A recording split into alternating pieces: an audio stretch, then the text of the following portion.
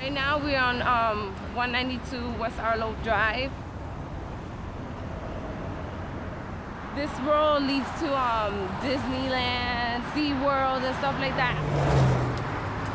It was really quick for me to find a job because I have so many different businesses here to apply to. And it's mostly, they're always looking for employment everywhere. Fate led her to this highway in Florida. This evening, along Route 192, we crossed paths with Germania and her all-too-normal life. A life which resembles those of millions of other Americans following the recession. Okay, so I got a double quarter pounder, a cheeseburger plain. It's gonna be $27.86. 9 million jobs have been created since the recession, most of which, like Germania's, at this fast food giant, the second largest employer in the country. They say that there's jobs out there, but they're not paying you well. They're not paying you well that you have to go and get a second job. Minimum wage jobs. Good morning, thank you for choosing Dunkin' Donuts.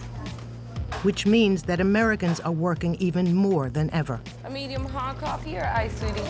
They pick up part-time jobs, working 70 hours a week, often 7 days a week. Have a good day, huh? You know, 2 jobs right now is nothing. I could probably do 3 jobs if I wanted to, but then I would definitely get no sleep. These hands, the hands which work to keep the American economy turning at full steam.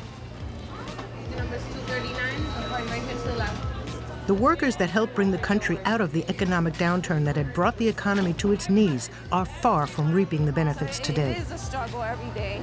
How am I gonna make it today? Like, how am I gonna make money to buy food? How am I gonna make money to cook my kids dinner at night, you know? Thank you. Every day is a new chapter of my life, so. It's a success story, the story of America's amazing economic recovery. 8 years after the crisis, their politicians and companies hammer home the message, and the statistics seem to confirm it. The leading global power has saved its economy.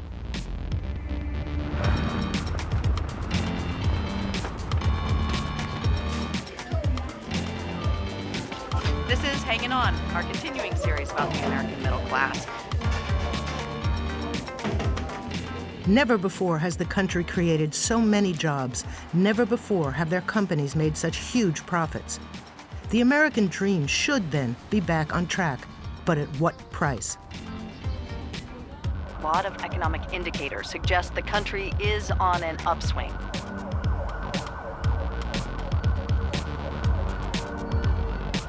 There have been 73 straight months of job growth in the private sector in this country, which is huge.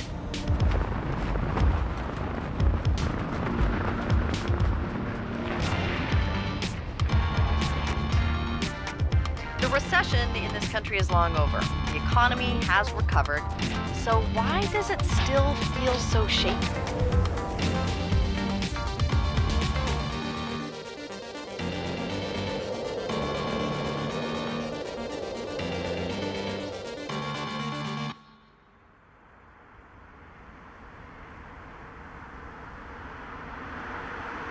Since its emergence from the downturn, Florida, one of the hardest hit states, has created more than 1 million jobs. Jobs like Germania's at this multinational fast food corporation. Whoa, guys. She works nights there, 37 hours per week for about $900 a month. Tired. I'm very aggravated. My head hurts. I don't feel good. Usually I leave earlier. Usually I leave at like 4. They know that I have another job, but then they just like, but you need to finish this and you need to do this and then you need to do that, like a whole bunch of other stuff. I feel like they don't really care. I really hate overnight. I believe if I was to start regular time, they would have probably started me like at 8:50. And I really needed the money, so I was like, you know what, I'm gonna do the overnight. If I'm gonna get paid $9.05, then I'm gonna do $9.05. Like, just suck it up. It's like 50 cents more. I pay too much for it because I have lack of sleep. My appetite is gone because I'm so tired and I'm so like trying to focus on about how to come home, how to figure out how I'm going to pay the room and stuff like that.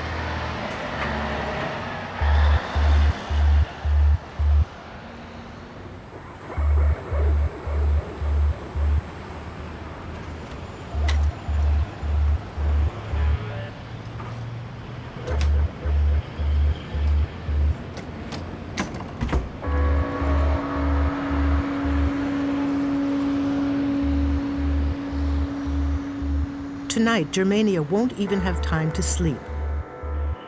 It's 6 a.m. and already time to leave again.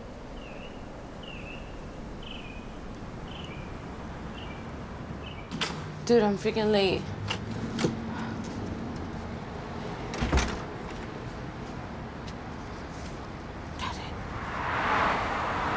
Alex, can't wait to get on the bus so I can close my eyes.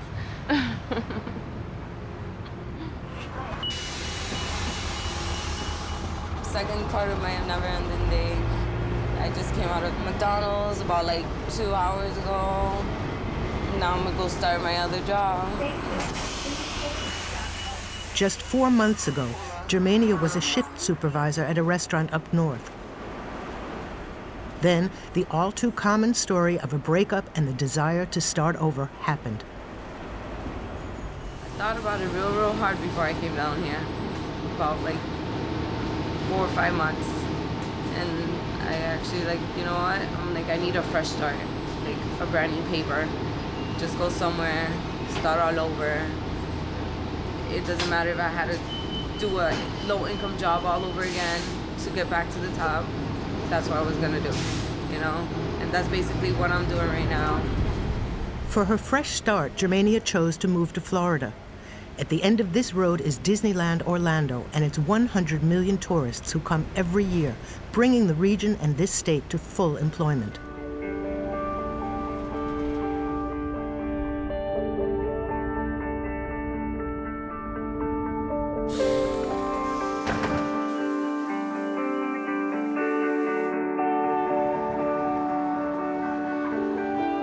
When she was younger, Germania had a different dream, to be a pediatrician.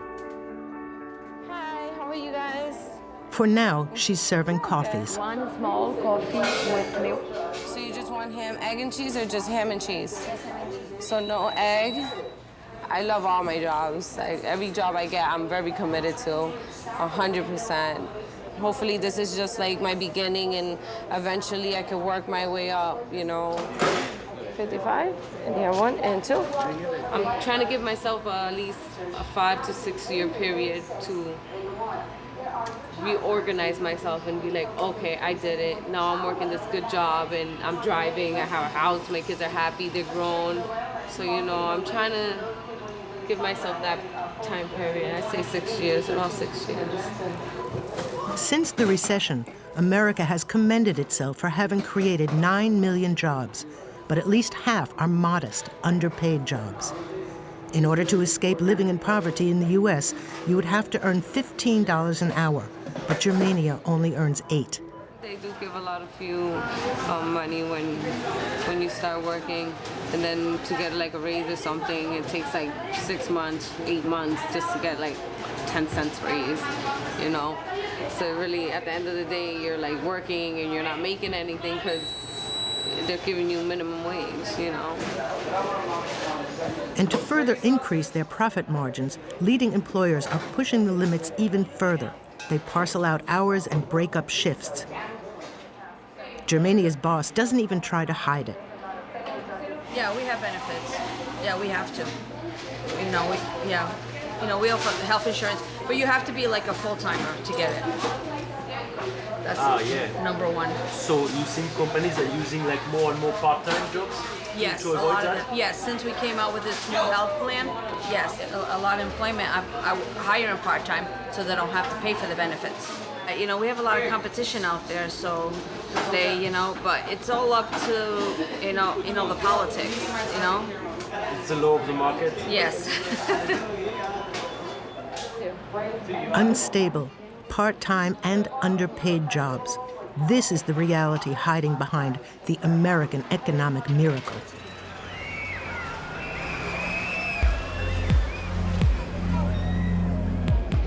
This reality has put almost 1 in every 2 workers into poverty.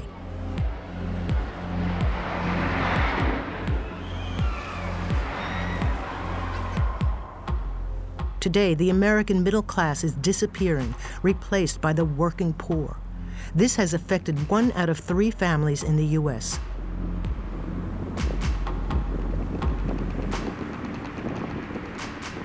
Along the road to Disney, cheap motels are filled with these workers who can't afford to rent an apartment.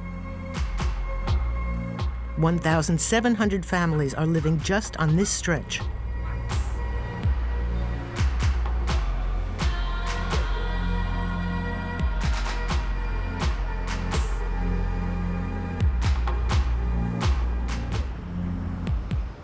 Completely exhausted after 18 hours of work, Germania can finally return to the Night's Inn, her motel. She pays about $850 a month for her room there. That's 3/4 of her salary. I'm staying at the Night's Inn because I don't have enough money to save for a deposit to get an apartment. How is it to live in a motel? Not fun at all.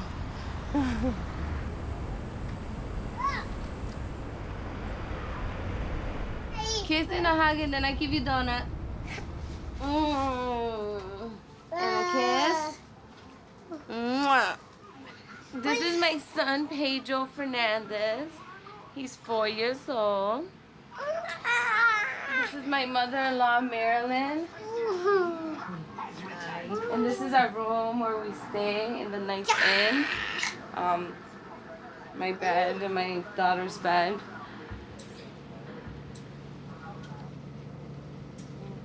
I didn't really think I was gonna stay in a motel for so long. I really thought I was gonna find something quicker than what I thought, and it ended up that I didn't. So where's your PJs? On top of here? Germania has just a few hours of respite to spend on doing her 3rd job, being a mom. It is very difficult because you have to keep opening and closing them and opening them and take out their school clothes, take out their clothes that they're gonna wear for the day. A lot of organization. Bath time. Marilyn is the mother of Germania's ex-partner. She left her town in the northern U.S. to help keep up the illusion of a normal life in a room that's just 15 meters square. She looks after the 3 children while Germania is at work.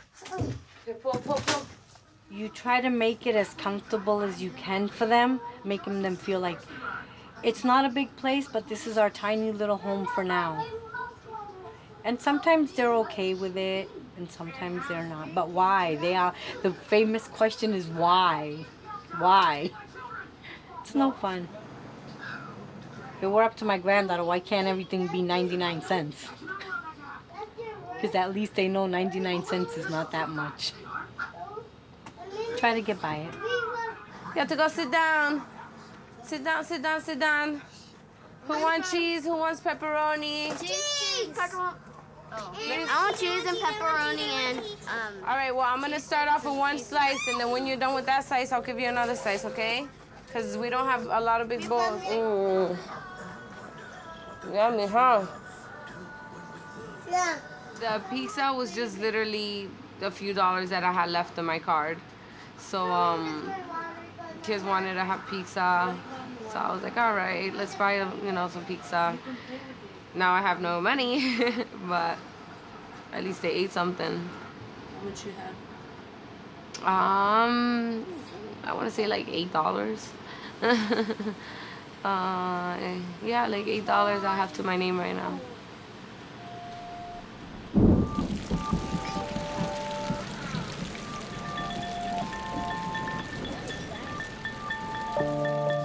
Why the sky is far away. Why is the sky so far away? I don't know why it's far away. I don't know either. Now I'm gonna lay you guys down and I'm gonna tuck you in. I'm gonna put on my shoes and go outside while you guys hold that night. Yes, come on, you big baby. She's a big fat. Kiss, kiss. Mwah. And my eyes. I love you. Love you, Nana. I love you more. The break was short-lived. Germania only gets to see her children for 4 hours a day.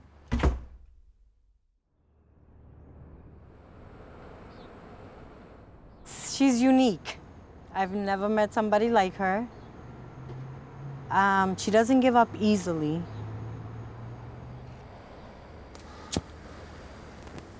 I just feel bad that it takes her freedom. She's not able to enjoy all that quality time with the kids. She's only getting a few hours of sleep, maybe an hour, maybe 2 hours when she has to go back to work. And she's 25. And she's only 25. I think she'll be stuck in the system for a long time. She's always gonna be working. So everybody that doesn't, I say, this American dream, it's a whole bunch of crap in my eyes. It's all a bunch of crap. It's only to make those that are rich and have more, make the less fortunate work harder. More money for their pocket and less money for the ones that are really busting their butts out there. Or sacrificing what they... It's not fair. So I don't find it an American dream. American workers have come out of the crisis more vulnerable and even poorer than ever, condemned to always working more hours just to get by.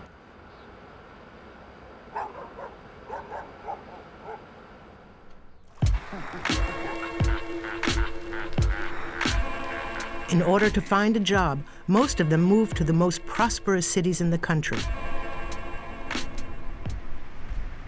Seattle is one of them. Heard this one whisper through the cracks in the xylophone. A factory sensation is the coffee and the styrofoam.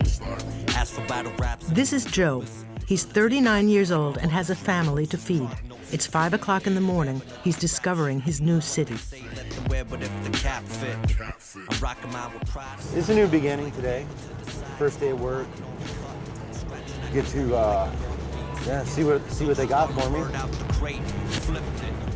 Joe has just arrived from California. He's a construction worker, and here, in the fourth most expensive city in the country, there are new buildings being built non-stop. Here, the economy is doing pretty well in Seattle, relatively compared to everywhere else. I mean, that's why there's a lot of people are flocking to the places where the economy is, actually growing. Like I'm an economic refugee, I feel that way. I think a lot of people are nowadays. But since the collapse or whatever, I think, a lot of people are just, you gotta move around, adapt and overcome, I guess. You gotta go where the money is. At least there's a chance. You have a chance. More of a chance. On the other side of the city, 7-year-old Amber, Joe's daughter, is discovering what will be her new house.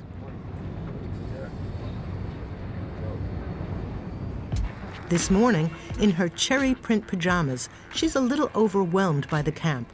A camp which is home to those who have been left behind by the city.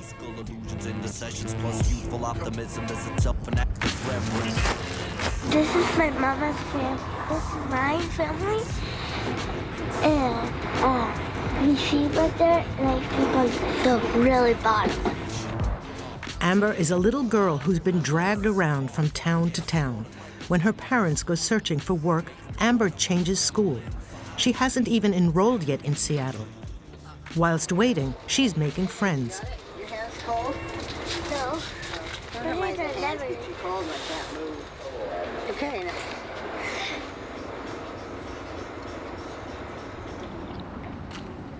Chelsea, Amber's mom, is a cashier in the city center.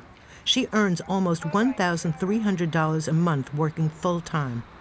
Wash your hands. Put your hands down there. Before leaving for work, she has to prepare a baby bottle for Astoria, her youngest. Yeah, that's the bathroom. Yeah, porta potties in the bathroom. It really sucks. You know, it's hard, you know, because you have to share with, I don't know, maybe 40, 50 people, you know. It's not exactly what I expected in life, you know. After having spent what remained of their money on motel rooms, Joe's family had no other choice but to end up here in this church parking lot. Okay. It's worrisome, you know, because I don't want to be living like this, you know. I never figured I'd be in this kind of situation, for my kids to be in this kind of situation. Never done it, and this is the first time I've ever had to do it, you know, because I've had tons of money, and now it's just like I'm dumbfounded, you know. It's really bothersome being here, you know. In Seattle, 500 families live in these temporary camps tolerated by the city. They house people whose insufficient wages mean they can no longer live in cities, which have become too expensive. These are the Americans who were hit hardest by the recession and who never managed to get back on their feet.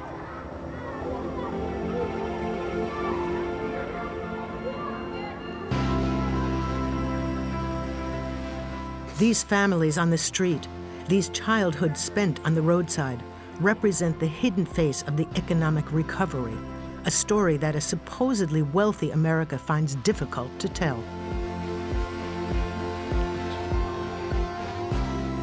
In the richest country in the world, more than 1 million children are homeless, 2 times more than before the economic crash.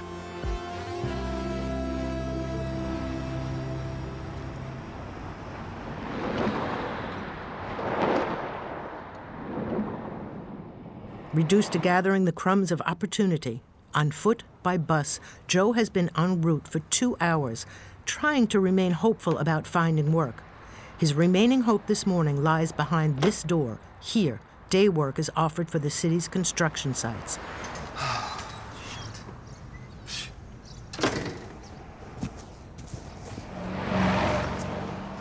They're done. They're done. Sucks. I gotta get a real job. This ain't fine for me. He said he only sent like 3 people out this morning. But yeah. Yeah, there's a guy still sitting in there. Fuck. Pissed at myself. I should have got up earlier, I guess. I just overslept 10 minutes.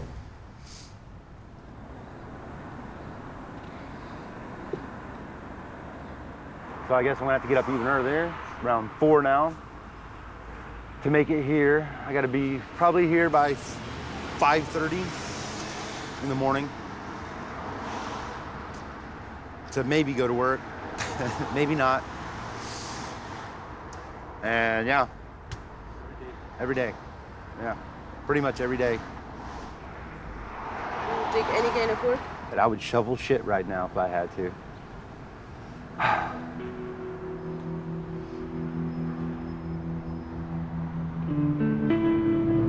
Probably should head north.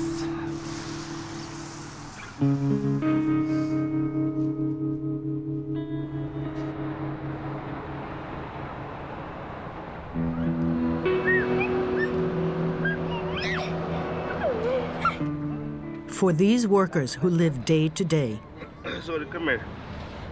Let me change a little. Stinky butt. Hold on, put this on. their often inevitable fall to financial ruin is dizzying. Well, you weren't supposed to eat it. Arsenio used to have his American dream within his grasp. You see your daddy, you see your uncle, you see your other uncle. During the time when his music video was played on repeat on American TV, his song was called Be Number One.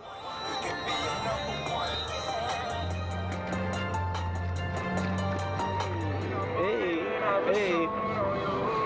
Oh.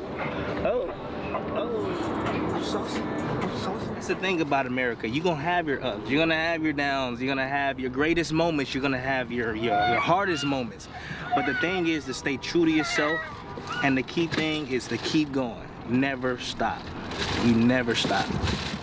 I think America is just a playground for upscale people. You know, because I've dealt with a lot of people that's been high up there. And when you meet these type of people, it's just like they don't think of life as we do. You know, it's just like, oh, anything I can make something happen at the snap of my finger. You know, I believe it's all for the rich. You know, it's all for their gain. I wouldn't say they pick on the poor, you know, because I don't think nobody picks on the poor. But they look down, you know, and to be somebody in once top position before to here, it can make you realize, like, did I look down on that person?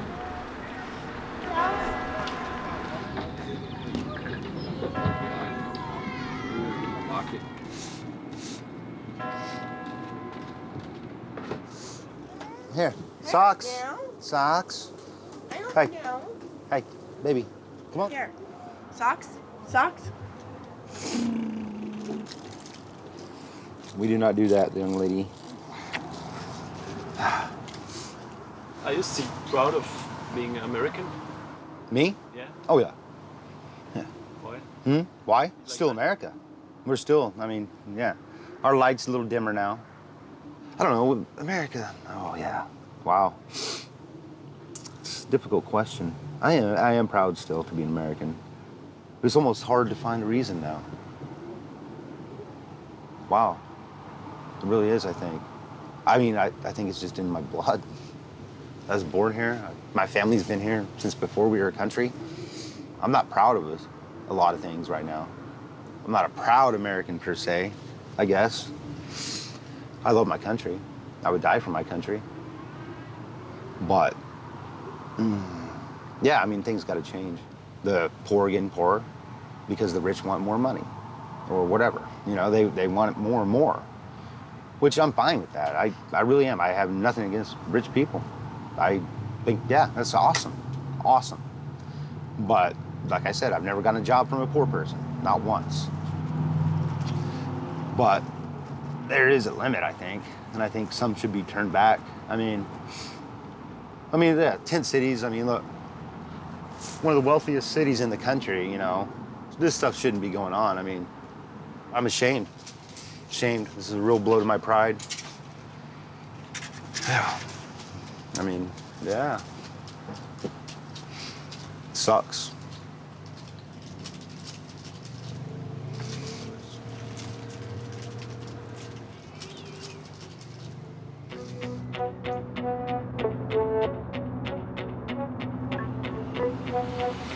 Sacrificing its most vulnerable citizens to remain the leading world economy at all costs.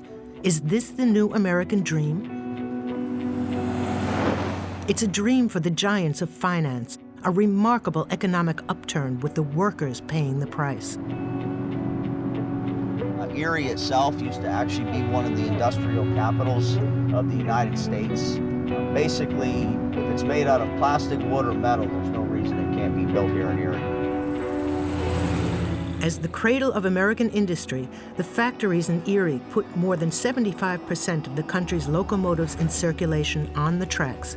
They helped build America.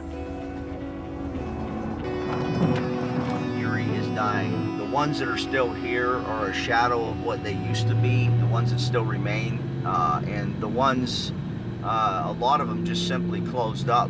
If you see in front of us up here, the building is literally falling apart now.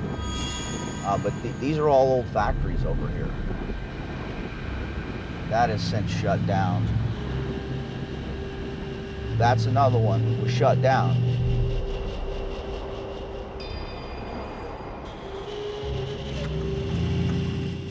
Scott Slauson is at the head of one of the oldest trade unions in the USA. In other words, he is the sworn enemy of the multinational company whose employees he defends. GE is right over here. We'll actually get a front view of it from the north side. General Electric, American energy giant, 36 branches in 142 countries, the 7th biggest company in the world. Their most successful branch is based here, transport. But here, they are living on borrowed time.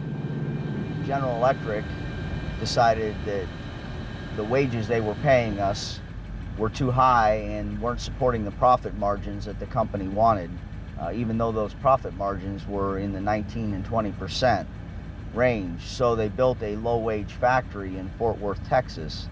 And that's led to the layoff that we're at today, because they just don't understand at some point that is going to cause a collapse of the United States. It's the new strategy of big American companies. Relocate within the U.S. and move to where the salaries are lowest. For these locomotives will be made in Texas, a state without trade unions. The workers there will be paid half what they were paid in Erie.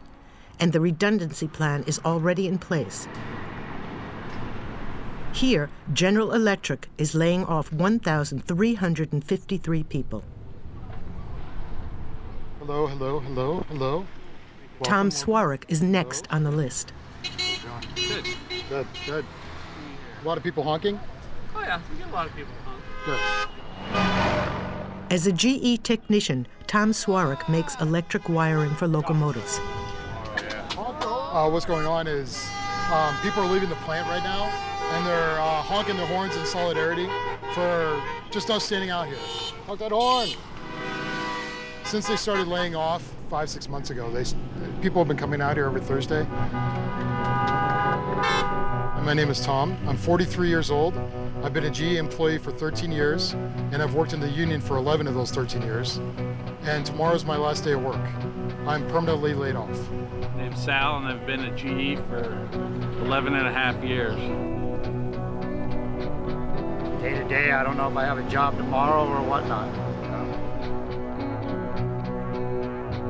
I received my notice the other day. Due to a reduction in the workforce, you will be removed from your current job. This contact serves as a 40-hour notice of your permanent lack of work. A few quick sentences on a piece of paper is what you get when you leave after 13 years of service, after 13 years of work. At a major corporation, this is exactly what you get.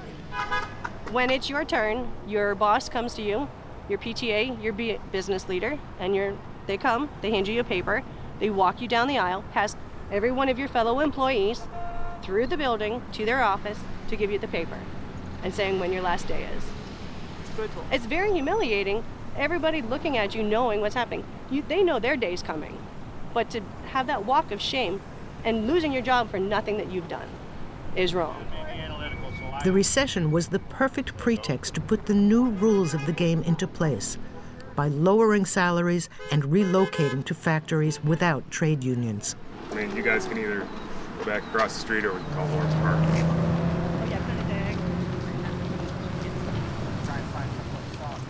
For these blue-collar workers, they had to take it or leave it.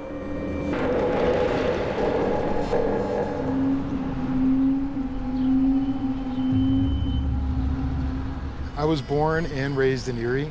I love being here, I love the city, but I don't know with being laid off if I'm gonna have a chance to stay in the city. I would be very sad if I had to leave. A lot of people that got laid off, they decided that they're gonna move away and do something else. I don't wanna do that. You know, this place is home.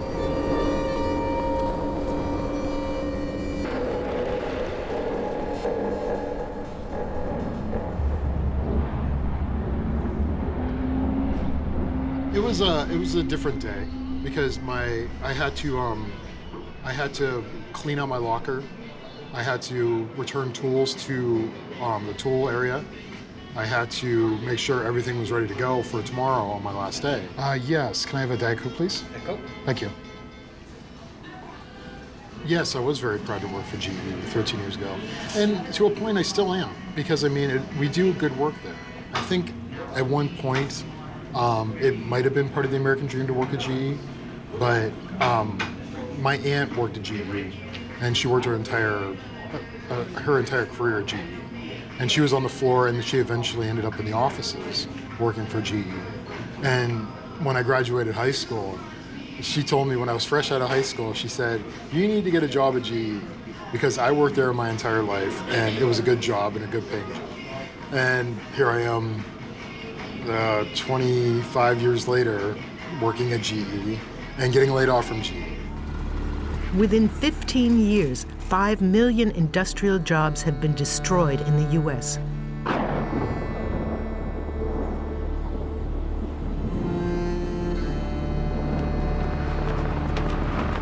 It is indeed the end of the captains of industry, the paternalistic companies that build America into a leading world power, hand in hand with their workers.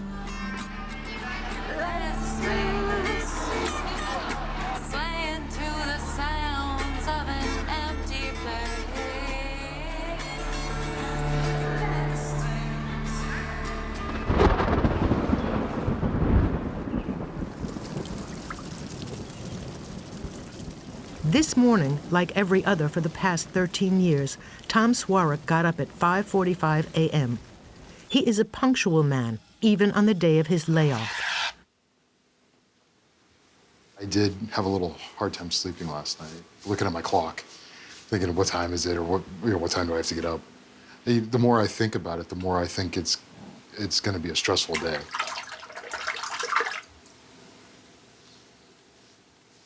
I think I'm going to miss is the getting up every day and the daily routine, because I'm a person of habit. I like getting up. I like having a place to go and have to be there at a certain time and getting my day done and doing certain things every day. Getting up and not having anything to do is kind of a little unnerving.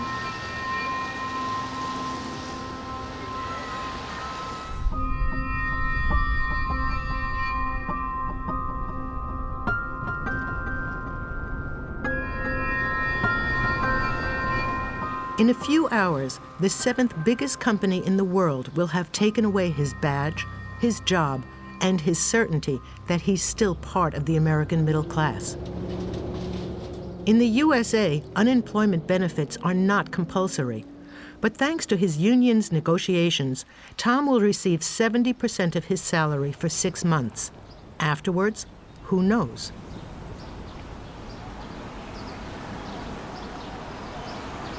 So what's the thought process behind that? At the General Electric Union headquarters, Scott Slauson has just received more bad news. The company wants to get rid of 181 more jobs. We're not going to sell the farm for 181 jobs because that's not fair to, number one, everybody that is out on the street and everybody that is currently working. It's just not fair. But we'll see. All right, later, bye. The company we work for, they're not very admirable. But General Electric's profits keep increasing. They just redistributed $26 billion to their shareholders.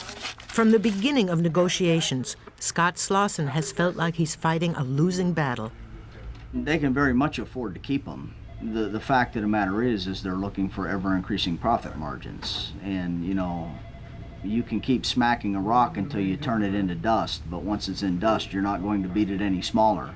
But they're going to try.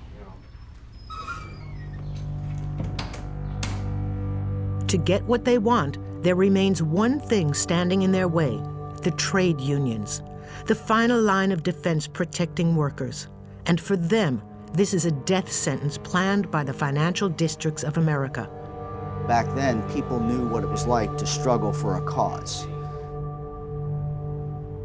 Just 50 years ago, 1 in every 3 Americans were protected by a union. Now, it's only 1 in 10.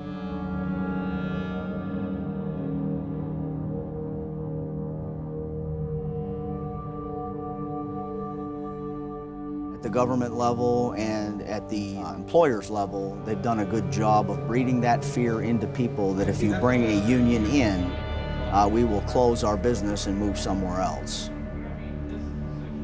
So there's just an inordinate fear of losing your job if you form a union. You know, basically they've got you. So you're going to agree to things you otherwise normally wouldn't agree to.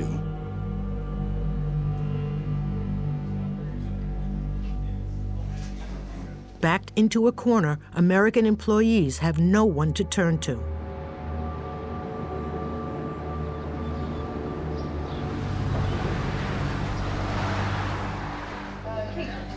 Tom and his colleagues now only hear news of the company they've devoted their lives to through reading the local paper. Did you see this? No, I don't even read. Front, I don't even read the paper. Front page of the Erie paper when they're laying people off the same day. They put that on there. GE Fort Worth, they manufactured 1,000 locomotives the same day, and they put it in the paper the same day that we got laid off. How's that for a smack in the face there, Chris? Well, they just keep going on and on, isn't it? General Electric celebrated a milestone Thursday afternoon in Texas that could be read as a message for union leaders in Erie. That would be us, not leaders, but union people, as they continue to negotiate with the company. You still love America? Always will. It's my country. I have a flag in front of my yard, so it's very patriotic.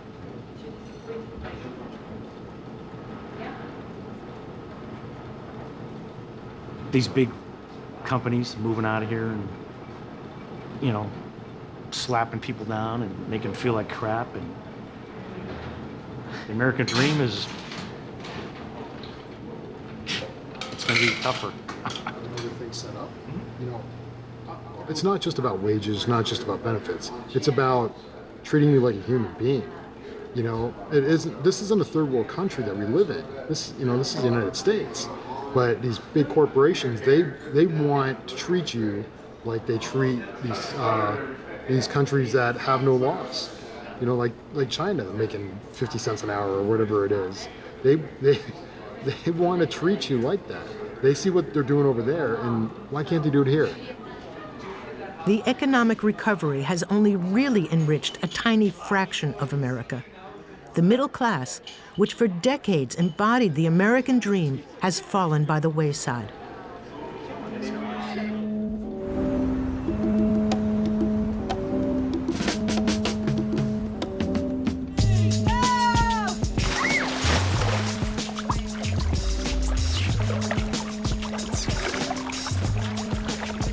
In Florida, we've caught up with Germania and her family 6 months after we first met.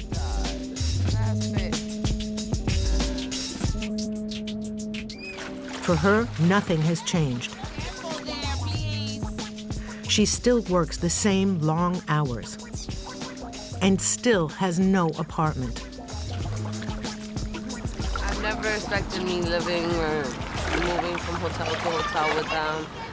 I want to have a happy family, not a family that's hopping from here to here and here and having my kids confused and asking me questions, why we're here, where's my papi, what are we gonna do, you know? I really don't get down into details and like, oh, we're staying here in the hotel and because we're homeless and all this. I just say, this is gonna be our temporary home.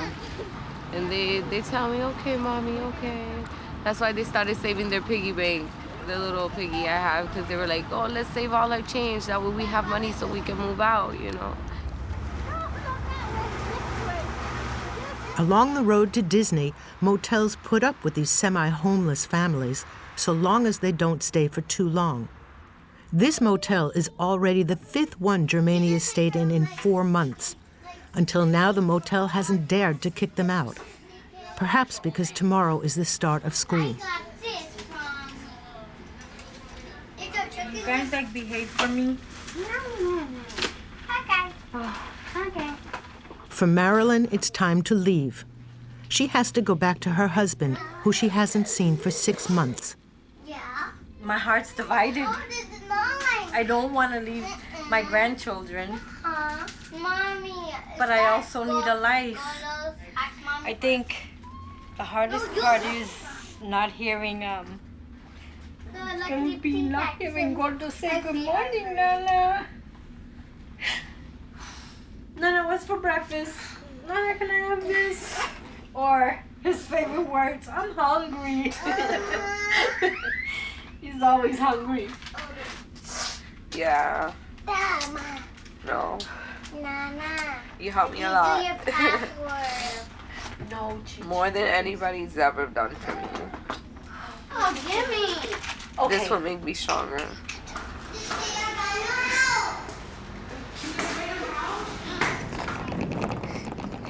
Almost there. Almost there. Almost there.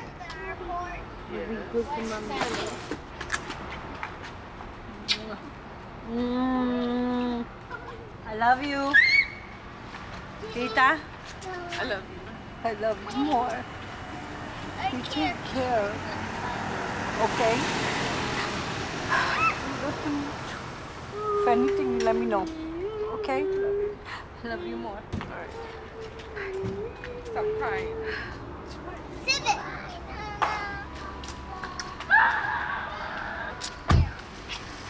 Let it. Oh, she's gone.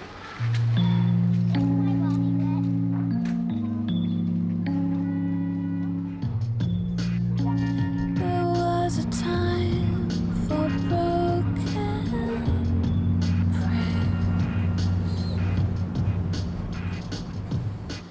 shadows of hope. Packing all our goodies in a bag. We can take them with us. Try to make everything fit. After spending 1 month in this tent, Joe, Chelsea, and the children are getting ready to leave the camp. A place has just become available in an emergency shelter in town. One more step up to civilization, I guess. They'll have beds to actually sleep on instead of crates. You know, real beds. We'll have our own bathroom. We can take showers whenever we want to. Yeah. I need to carry my purse. Good to move again. One more time. It is, in a way, yes. But you gotta do what you gotta do. How many times in the last year you would say? In the few years, let me see. 1, 2, 3, 4, 5, 6, 7, 8. Probably about 10 times.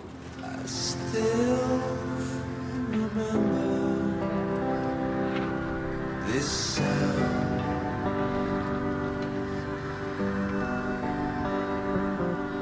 Your voice. They're refugees in their own country.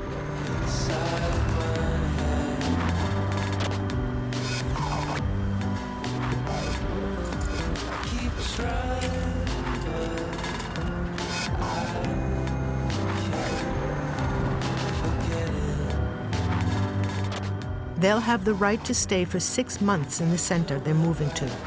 6 months to get back on their feet, find a stable job and an apartment. Poor people get punished. You know, and this is pretty much punishment. And not be able to support your kids the way you want to, or a house to live in that you can call home. This ain't home to me. Home is a kitchen, a living room, picking your kids up from school and be able to go home and say, we're home, kids. You know, this isn't home. This ain't home for me. It's hard. It's very hard. But I gotta stay strong for my kids, you know? Yeah. You're a strong woman. You know that? Yeah. I know. I know.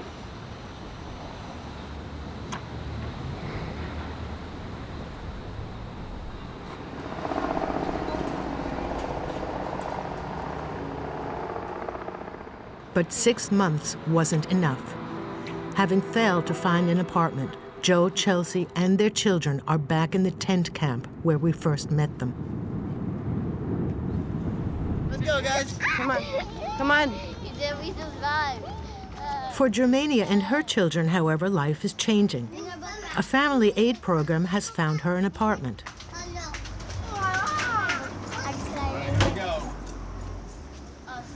This 3-room apartment, which they will pay the deposit for. Yeah, it's huge. Oh, check out this bedroom in here. This is my bedroom. Whose bedroom is this? In the stove, now we can bake again. Yay! Cookies. For me to watch TV every day. Yes. Yay! It's big, it's comfortable. I love the rooms. I love how there's 2 rooms with bathrooms in it. It's very nice. It's beautiful.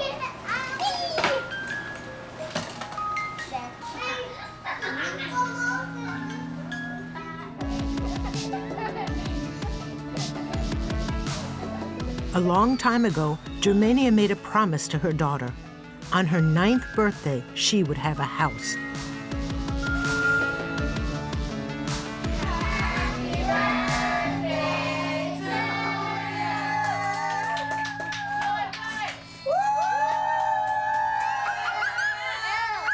Living life on a knife's edge, a precarious balance.